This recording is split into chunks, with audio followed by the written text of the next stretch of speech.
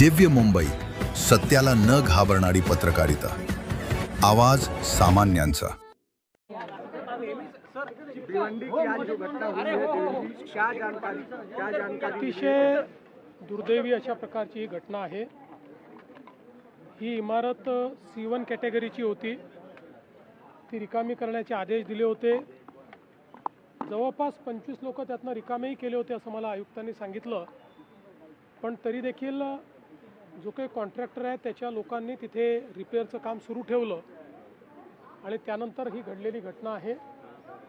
त्यामुळे ज्या लोकांचा मृत्यू झालेला आहे त्यांच्या परिवाराच्या प्रती आमच्या संवेदना आहेत। काही लोक जखमी आहेत, जे त्या ठिकाणी दुर्दैवाने मृत्युमुखी पडले, त्यांना शासनाच्या वतीने त्यांच्या परिवाराला आम्ही मदत करणार आहोत। आणि त्याचवेळी अशा पद्धतीनं ज्या कंत्राटदाराने हे काम सुरू ठेवलं त्याच्यावरही फौजदारी कारवाई करावी अशा प्रकारचा आदेश आयुक्तांना देण्यात आलेला आहे।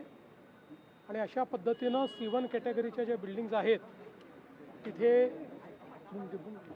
जे लोक बाहेर निघत नाहीत त्यांना कसं बाहेर काढता येईल याकरता सक्तीचा प्रयत्न करावा असेही निर्देश देण्यात आले।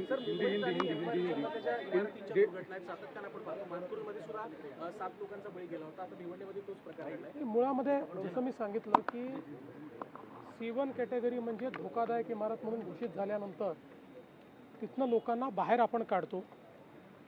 काही लोक दुर्दैवाने निघत नाही।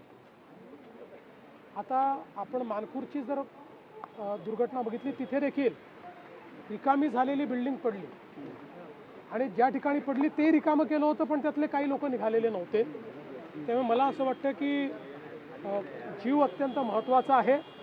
अशा पद्धतीमध्ये आपला जीव वाचवणं हे गरजेचं असल्यामुळे सक्ती जरी करावी लागली तरी ती केली पाहिजे।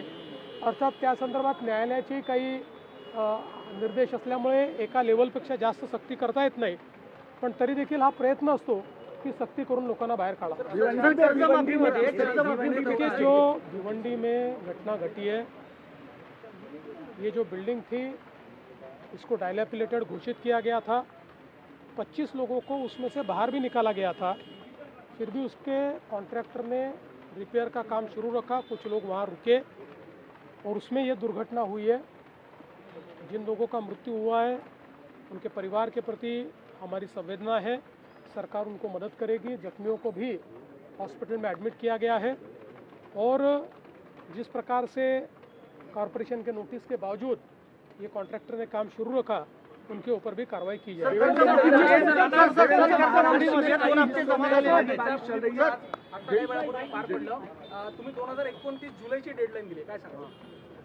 मी SRAला हे सांगितलेलं आहे की त्यांनी 4 वर्षात याचं काम पूर्ण करायचं ठरवलं आहे, पण मी त्यांना डेडलाईन दिली आहे की 3 वर्षामध्ये हे काम त्यांनी पूर्ण केलं पाहिजे।